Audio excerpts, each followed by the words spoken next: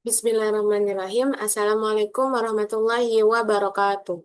Perkenalkan, nama saya Kisti Maharani dengan NIM 2400244 dari sesi 240. Nah, saya berasal dari Prodi Administrasi Pendidikan, Fakultas Ilmu Pendidikan, Universitas Negeri Padang. Tujuan saya untuk membuat video ini yaitu untuk pemenuhan tugas mandiri pertemuan 15 dengan mata kuliah Bahasa Indonesia dan dosen pengampu yaitu Ibu Dr. Treshalina SPD MPD. Nah, judul artikel yang saya presentasikan, yang saya buat yaitu dampak keterbatasan infrastruktur sekolah terhadap kualitas pendidikan di daerah terpencil. Nah, kenapa sih saya mengangkat atau mengambil judul artikel saya, yaitu dampak keterbatasan infrastruktur sekolah terhadap kualitas pendidikan di daerah terpencil? Yaitu latar belakangnya yang pertama, yaitu karena pendidikan adalah hak dasar bagi setiap warga negara. Hal ini tercantum sebagaimana dalam Undang-Undang Dasar 1945 Pasal 31. Nah, yang kedua yaitu masih banyak terdapat kesenjangan kualitas pendidikan antara daerah perkotaan maupun daerah terpencil atau desa. Nah, yang ketiga yaitu salah satu penyebab utama sekolah adalah keterbatasan infrastruktur sekolah. Dan yang keempat yaitu infrastruktur meliputi bangunan sekolah, listrik, jalan, internet, laboratorium, dan perpustakaan. Nah, pertanyaan mendasar saya terkait dengan judul yang saya angkat tadi yaitu bagaimana dampak keterbatasan infrastruktur sekolah terhadap kualitas pendidikan di daerah terpencil. Nah, yang kedua, faktor apa saja yang menyebabkan ketimpangan infrastruktur pendidikan. Nah, yang ketiga, bagaimana peran manajemen pendidikan dalam mendukung pemerataan sesuai dengan SDGs yang nomor 4 poin A, yaitu untuk pendidikan yang berkualitas. Nah, sebelumnya sih kenapa sih saya mengambil judul yang dampak keterbatasan infrastruktur ini? Karena berkaitan dengan mata kuliah saya yaitu manajemen sarana prasarana. Karena dalam manajemen sarana prasarana ini sangat mendukung sekali dalam pengelolaan belajar mengajar di sekolah.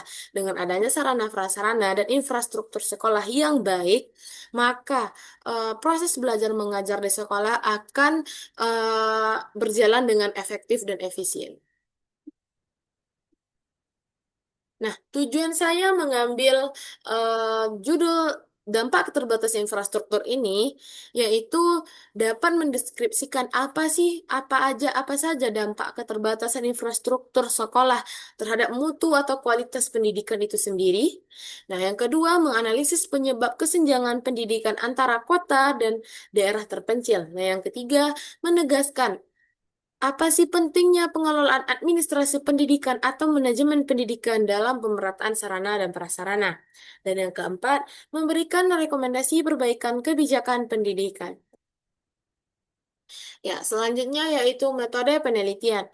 Sebelumnya saya menggunakan metode penelitian kualitatif deskriptif.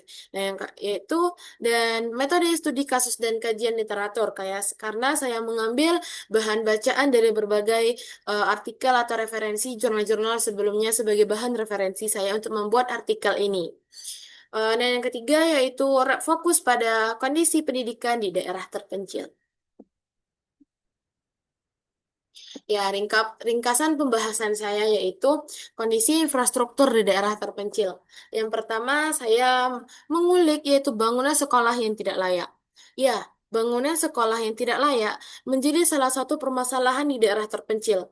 Banyaknya sekolah-sekolah di daerah terpencil yang bangunannya yang sama sekali tidak kurang layak atau bahkan tidak layak digunakan. Tetapi semangat siswa-siswi yang berada di sekolah di daerah tersebut tidaklah luntur. Mereka selalu belajar dengan gigih dan mereka yakin mereka akan berhasil walaupun dengan fasilitas atau bangunan sekolah yang tidak memungkinkan.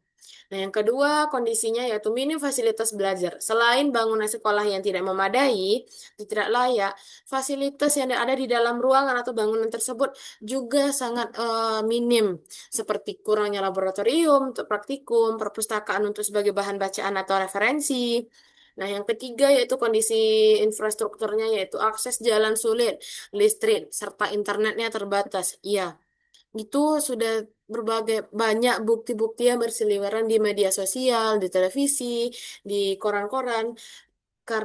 Listrik di daerah terpencil, terutama untuk akses pendidikan, sangat terbatas. Nah, apa sih dampak infrastruktur yang tiga tadi bagi terhadap siswa? Yang pertama, motivasi belajar siswa-siswa akan menurun. Kenapa menurun? Karena yang seharusnya siswa tersebut mendapatkan pelayanan dari sekolah tersebut mumpuni, dia tidak akan mendapatkan pelayanan yang sebaiknya karena mulai dari bangunannya, fasilitasnya, akses ke sekolah tersebut tidak memadai. Bagaimana siswa tersebut akan fokus jika fasilitas atau bangunannya seperti itu? Nah, yang kedua yaitu tingkat kehadiran rendah. Ya, kehadiran siswa tersebut akan rendah karena motivasi belajarnya menurun. Ngapain sih kita belajar? Eh, Lingkungan aja seperti itu gitu. Nah, yang ketiga yaitu risiko putus sekolah meningkat. Jika motivasi siswa itu menurun, tingkat kehadirannya tidak rendah, maka risiko yang paling ditakutkan itu risiko putus sekolah akan meningkat. Dan dampak jangka panjangnya itu pengangguran akan bertambah banyak. Dampak terhadap guru apa? Yang pertama, guru akan enggan bertugas di daerah terpencil, apalagi sekarang adanya P3K yang dimana guru tersebut bersedia diletakkan di mana saja. Nah, jadi guru tersebut dia akan enggan bertugas di daerah terpencil karena ya tadi fasilitas dari sekolah tersebut tidak memadai untuk guru saja tidak memadai itu, apalagi terhadap muridnya. Nah, yang kedua, pembelajaran kurang inovatif karena keterbatasan fasilitas. Ya, jelas karena pembelajaran yang tanpa kekurangan fasilitas akan tidak efisien dan tidak efektif. Nah, apa sih kaitannya dengan SDGs yang poin nomor 4? Karena yang pertama yaitu bertentangan dengan SDGs poin 4 yang 4 titik A. Karena yang 4 titik A tersebut itu untuk menunjang pendidikan yang berkualitas untuk agar pendidikan di Indonesia ini berkualitas. Kalau seandainya masih infrastruktur ini masih dalam kategori seperti ini atau rendah di daerah terpencil, bagaimana untuk mencapai SDGs poin 4 ini? Nah, yang kedua yaitu fasilitas belajar yang aman, inklusif, serta efektif. Kalau seandainya sesuai dengan SDGs ini, maka fasilitas belajar akan aman, inklusif, serta efektif. Yang ketiga itu infrastruktur yang timpang memperlebar kesenjangan pendidikan. Iya, kenapa banyak anak kota dengan anak desa eh, selalu banyak ketimpangannya? Karena karena fasilitas dan infrastruktur inilah yang membuat kesenjangan pendidikan di antara anak-anak atau siswa yang di kota maupun siswa yang di desa. Nah, kesimpulannya yaitu keterbatasan infrastruktur dan berdampak langsung pada kualitas pendidikan. Yang kedua, menyebabkan kesenjangan hasil belajar antara kota dan antara pelajar di daerah terpencil. Yang ketiga, target SDGs nomor 4.A belum tercapai secara merata. Yang kelima, yang keempat yaitu administrasi pendidikan berperan penting dalam perencanaan dan pemerataan sarana prasarana baik di desa maupun di kota. Saran atau rekomendasinya yaitu pemerintah perlu memprioritaskan pembangunan infrastruktur pendidikan di daerah terpencil. Yang kedua, perencanaan dan pendataan sarana prasarana haruslah lebih akurat. Yang ketiga, penguatan manajemen sarana prasarana sekolah. Dan yang keempat, peningkatan akses listrik, internet, dan teknologi pendidikan. Dan yang kelima, adanya kolaborasi antara pemerintah, sekolah, serta masyarakat. Ya, penutupnya yaitu infrastruktur pendidikan yang memadai adalah fondasi penting yang berkualitas serta pemerataan fasilitas sekolah yang menjadi kunci tercapainya pendidikan yang inklusif. Nah, sekian Pak presentasi yang dapat saya sampaikan. Lebih kurangnya saya mohon maaf. Saya sudahi dengan Assalamualaikum warahmatullahi wabarakatuh.